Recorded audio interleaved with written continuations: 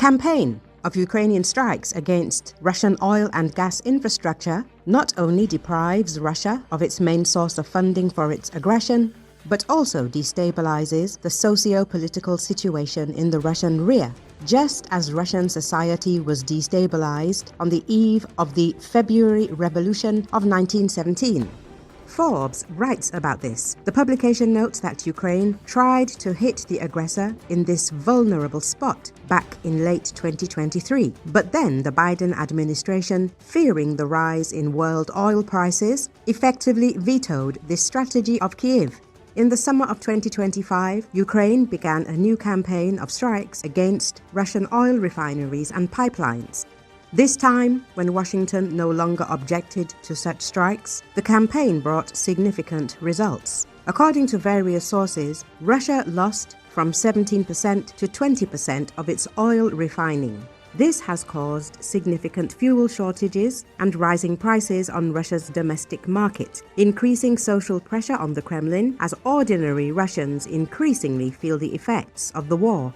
Ukrainian drone strikes on oil refineries achieve what sanctions alone could not. Moscow has found ways to adapt to Western sanctions, but so far it has no reliable defense against Ukrainian drones, explains former advisor to the Ukrainian Defense Ministry Serhiy Kuzan. As Forbes notes, Russian propaganda cannot ignore the queues at petrol stations in many regions of Russia, but tries to explain this by the consequences of increased seasonal demand for fuel and unscheduled repairs of oil refineries, only occasionally admitting that the reasons for these unscheduled repairs are destructive drone debris flying freely over the European part of Russia. On September the 4th, Putin was forced to admit that Russia faces a gas shortage, suggesting that the country turn to coal reserves, which will last for almost 1,000 years.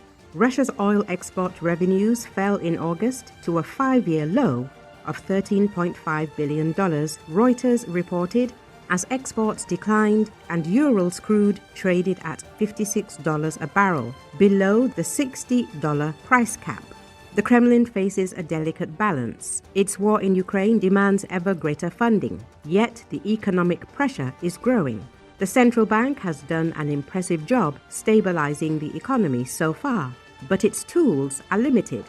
Businesses are already strained by high interest rates meant to contain inflation, and rising fuel prices add to the pressure, threatening to upset that balance, Forbes said. And all this is happening against the backdrop of a gradual deterioration in the overall economic situation in Russia. As the author of the publication notes, these attacks on refineries themselves will not end the war, but they are shaping its trajectory.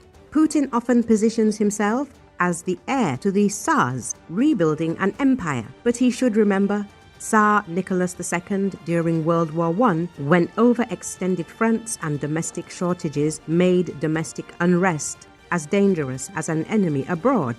Forbes concludes,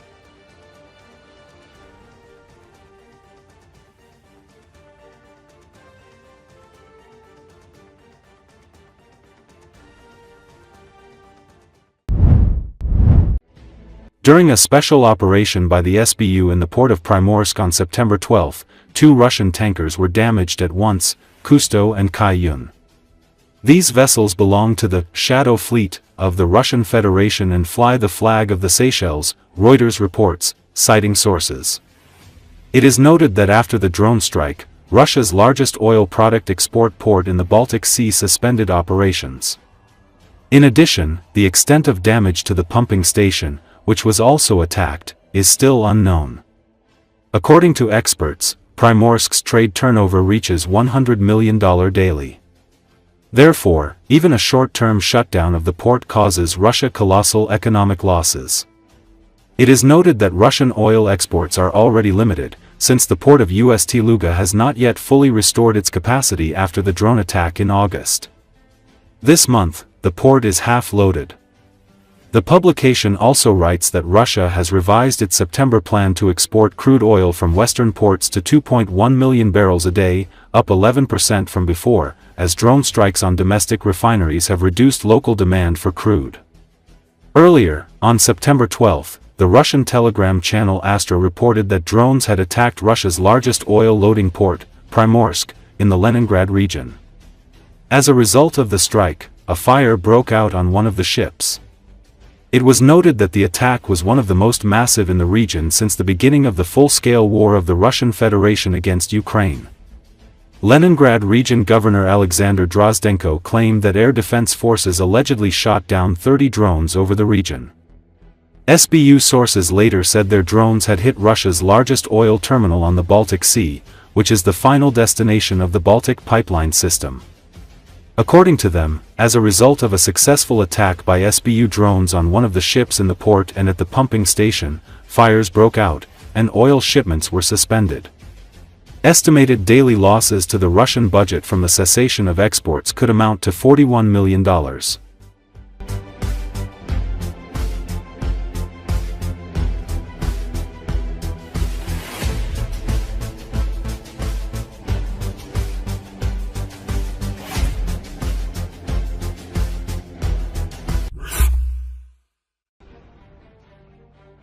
Putin's army was actively fighting in the area of Varachino, Andriivka, and Yunakovka. At the same time, Ukrainian forces counterattacked in the area of Andriivka, Alexeyevka, and Novokonstantinovka. Analysts from the Institute for the Study of War have voiced the situation in Sumy region. A Russian military correspondent associated with the northern group of Russian forces said that the Russian military command has significantly strengthened the 83rd Airborne Brigade in the Varachinsk direction, but the servicemen are unhappy because they suspect that their military command will soon give them the order to attack. According to him, the units of the Chechen Special Forces Akhmat continue to operate in the Novonikolayevka area, but have consolidated their positions and are not attacking. However, according to rumors, the 22nd Motorized Rifle Regiment is reporting that the units of the Chechen Special Forces Akhmat have left their positions in the Novonikolayevka area.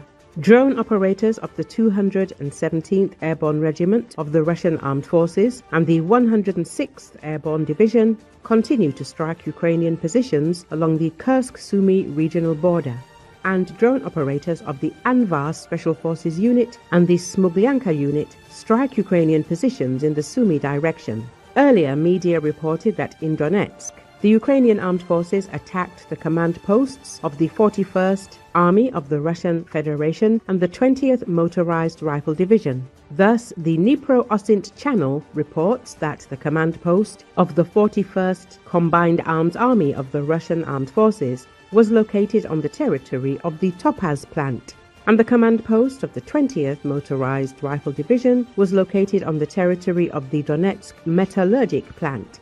Ukrainian journalist Andrei Saplienko stated that the current commander of the 41st Army, Sergei Ryzhkov, personally took part in planning the invasion of Putin's army into Ukraine in February 2022. He also noted that the attacks on enemy command posts in Donetsk were carried out by Ukrainian-made missiles. The territory of the Topaz plant was already attacked by the Ukrainian armed forces in 2023 and 2024. At one time, the plant produced complex radio-technical systems, including radio-technical reconnaissance and early warning systems for air defense, among which was the Kolchuga station. Since 2014, the enterprise has been transferred to the Iskra company plant,